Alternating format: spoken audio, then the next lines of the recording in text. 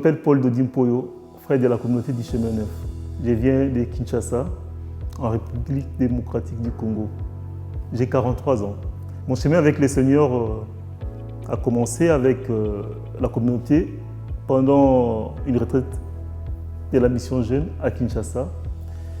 Et lors d'un temps de prière personnelle, j'ai senti que le Seigneur m'interpellait et que par rapport à mon programme de vie, je ne l'avais pas intéressé et que j'avais fait élaborer un projet de vie sans pour autant demander à ce que sa volonté se réalise. Et partant de ces jours-là, j'ai senti que vraiment qu'il fallait que je puisse remettre ma vie entre les mains du Seigneur et que le Seigneur soit vraiment au centre. Et dès ce jour, j'ai laissé le Seigneur prendre le contrôle de ma vie à travers les accompagnements que les frères m'ont proposés et à travers mon cheminement au sein de la mission jeune de la communauté du Chemin Neuf. Le fait d'être ordonné en Côte d'Ivoire, ça représente beaucoup pour moi, parce que c'est un pays dans lequel j'ai commencé mon cheminement dans la communauté. C'est là où j'ai fait le cycle A.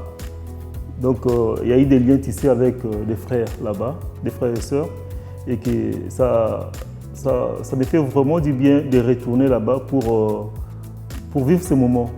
C'est comme si le Seigneur, là où le Seigneur avait commencé avec moi dans le cheminement communautaire, et que le Seigneur voulait, à cette étape importante de ma vie, à l'ordination, que je puisse encore me souvenir, me rappeler de ce qu'il avait commencé.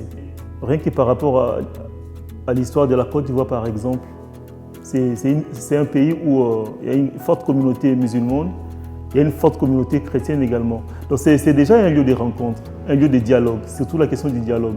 Donc pour moi, le fait que nous aurons à vivre ces grands événements en Côte d'Ivoire, la Côte d'Ivoire qui représente un lieu de dialogue, c'est vraiment un signe du Seigneur. Mon cheminement personnel me rappelle un peu le cheminement du curé d'Ars. Je me rappelle quand je suis arrivé pour les études, et la première chose que j'avais faite, c'était de demander l'intercession, de demander l'accompagnement spirituel du curé d'Ars. Et je crois, dans plusieurs moments, durant ces parcours d'études et de formation, son intercession m'a beaucoup porté et que même au cœur des difficultés, des fois des difficultés au niveau des études, comme le curé d'Ars l'a vécu également, j'ai senti que la main du Seigneur était là et que le Seigneur m'aidait à avancer. Ça n'a pas été facile, mais j'ai fait les pas et j'ai avancé. La grâce que je demande au Seigneur, c'est la grâce d'être un prêtre qui aura constamment les yeux fixés au ciel et les pieds solidement fixés au sol.